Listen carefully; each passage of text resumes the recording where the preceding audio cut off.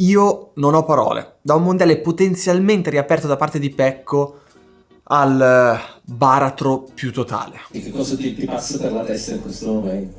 Sono incazzato. Oggi ho buttato veramente 20 punti in eccesso. Devo ragionarci bene, ho qualche giorno a casa per pensarci e per imparare dall'errore di oggi, che è stato forse uno dei più gravi, forse più grave ancora che l'anno scorso a Misano. Prima di iniziare cercando di spiegarvi la dinamica della scivolata e molti altri interessanti particolari del GP, attenzione massima perché lunedì, e ripeto, lunedì 6 giugno faremo una sorta di Salvadori Day al circuito di Cremona, dove potremo incontrarci live, potremo girare insieme in pista e finirete anche nel video che farò della giornata e delle prove che appunto andrò a fare durante quelle prove libere. Come detto, sono prove libere, quindi se avete la vostra moto e volete girare durante la giornata, vi lascio in descrizione il link con il codice sconto per acquistare il ticket con annesso sconto e la mia maglietta in omaggio. Se invece volete solo venire a fare un giro, a guardare un po' con le vostre moto da strada, a fine giornata entreremo tutti insieme in pista per una parata. Durante la sigla avete giusto il tempo per iscrivervi al canale, mettere un like e dare un occhio alle prove libere del 6 giugno.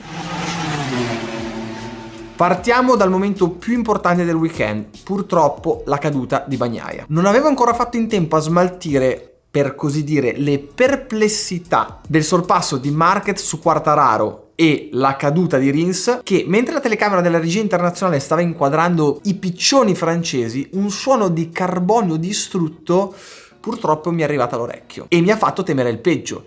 E così è stato. Pecco, dopo il sorpasso del bestia e conseguente errore con lungo, stava cercando di riprenderlo un po' distinto ed è quello il momento più pericoloso. Quando il pilota passa dalla razionalità, dove stai facendo il tuo, stai facendo le tue belle pieghe, sei primo, stai gestendo, insomma, a quando passa alle emozioni più primordiali, se così possiamo dire. Tu sei lì bello bello che ti fai la tua gara davanti senza nessuno che ti rompe le palle e poi ti passa il pilota con la moto dell'anno precedente in un team satellite e che probabilmente sarà il tuo compagno di squadra l'anno dopo nel team ufficiale.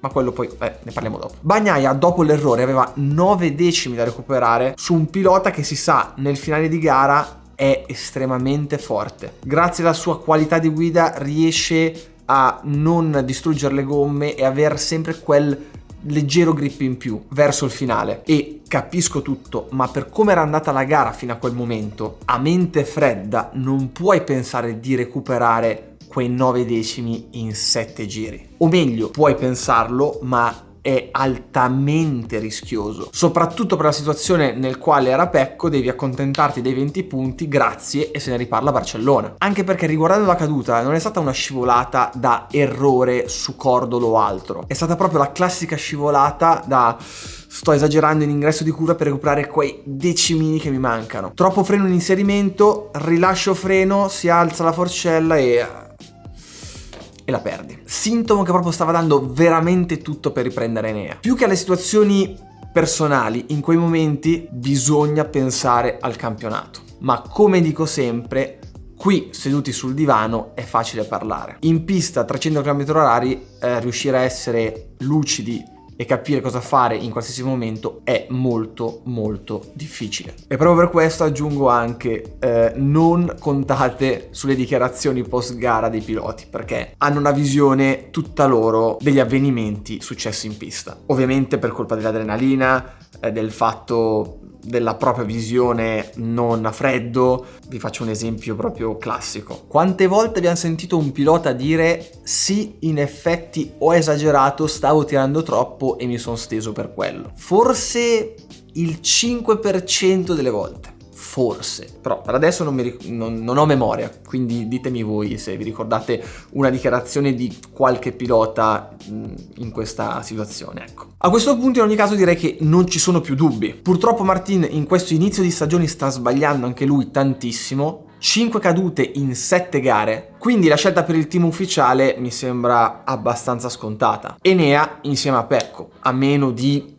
capovolgimenti incredibili, anche perché lo sapete, il mercato in subbuglio, Suzuki si è ritirata, ci sono poche selle per tanti piloti, quindi c'è qualcuno che potrebbe offrirsi veramente a pochissimo ed essere preferito ad altri piloti che richiedono giustamente di più, ma appunto essendoci poche selle è una sfiga per i piloti perché le case possono un po' tirare al ribasso. Tornando alla pista, che invece sta continuando a stupirmi è Quartararo. Come al solito è mentalmente fortissimo e soprattutto sa dove fermarsi, al contrario della situazione che dicevamo prima. Era il favorito dopo il warm-up, a gomma usata aveva fatto un passo incredibile ed era già lanciato come vincitore del GP, e anche a te come pilota essere l'ipotetico vincitore dove tutti ti danno per favorito ti carica di pressione, ma allo stesso modo, insomma, sei sicuro delle tue carte, no? Sai che in un certo senso ne hai un pochino più degli altri e devi solo fare il tuo. E invece in gara si è ritrovato dietro, intruppato in una partenza veramente schifosa, come direbbe il buon The Talking Helmet, The Partence of Quartararo questa volta, mentre era lì tra la settima e l'ottava posizione vedeva i suoi avversari più temibili là davanti che si stavano giocando la vittoria. Non si è scomposto, è rimasto lì, ha fatto i sorpassi che poteva fare, ha accettato durante la gara la sua potenzialità, che era quella al massimo di una top 4, e non ha esagerato, come dicevamo, nonostante una partenza veramente di merda, che molto spesso porta a essere impulsivi per recuperare. Ha anche rischiato a causa del buon Marquez, che lo puoi anche aiutare nelle qualifiche, nelle libere,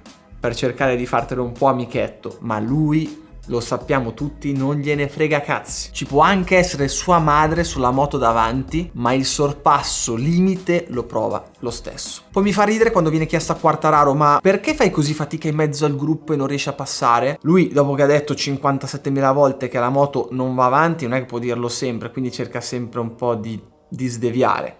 Ma ragazzi, un conto è partire davanti come a Portimao, fai le tue linee, scappi subito e puoi imprimere il tuo ritmo. Ma quando sei lì in mezzo, con moto che a ogni accelerazione ti danno 20 metri e appunto arrivi alla staccata con un sacco di spazio, cioè tu non puoi pensare di frenare 40 metri dopo un altro pilota di MotoGP. Cioè qualche volta ti riesce, ma altrimenti rimani lì. Cioè non c'è poco da fare. Oltretutto adesso c'è il problema della gomma davanti che scalda, quindi tempo 2, 3, 4, 5 giri e sei meno incisivo in fase di inserimento, quindi figuratevi, no? Il motore potente non serve per quei 2 decimi al giro che magari può darti, ma serve in queste situazioni di bagarre, dove appunto se tu arrivi affiancato a un tuo avversario e devi fargli la staccata, è molto più semplice ovviamente che arrivare a 20 metri e dover inventarti a ogni giro il cinema totale, senza contare poi che al rettilineo dopo sei punto e a capo. Al momento o la Yamaha parte davanti, fa le sue linee e scappa, altrimenti sono nella merda. Giusto per togliermi qualche sassolino, negli ultimi video qualcuno mi aveva detto che ero stato troppo duro con Rins, dicendo che non era un candidato per il mondiale. Metteteci anche il ritiro della Suzuki, ok, però è da pregare che il buon Rins è ripartito con la sua falsariga di vizietti e errorini vari. Qui è uscita a 300 all'ora nella ghiaia, salto, cappottone, esplosione totale e va bene. Partendo anche dal presupposto che quella S lì veramente è rischiosa. Quando fa freddo, perché la spalla sinistra non è calda e lì gli anni scorsi ne cadevano una fucilata. Adesso perché arrivano troppo forte e appena sbagliano che la moto inizia a sbacchettare troppo devono tirare dritti e entrano sempre nella ghiaia a 300 km/h.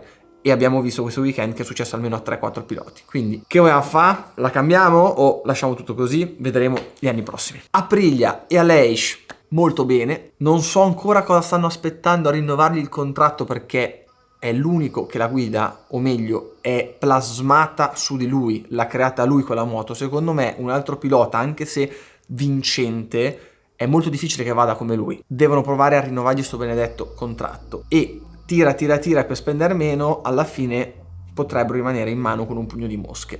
Io non lo farei. Per concludere, Moto3, pioggia nell'ultimo settore della pista, i primi arrivano nelle ultime 2 curve e cadono tutti come nel più bel balletto russo in sincronia, ma con sculata totale, perché riescono a riprendere le moto e riportarle ai box facendole aggiustare grazie alla bandiera rossa. E in questo momento ho come un dolorosissimo déjà vu. Qualcuno ha capito e chi non ha capito capirà nei prossimi video. Quindi su questo déjà vu dolorosissimo io vi dico gas e come al solito ci vediamo al prossimo video. Mi raccomando, ci vediamo a Cremona il 6 giugno. Ciao! Hey.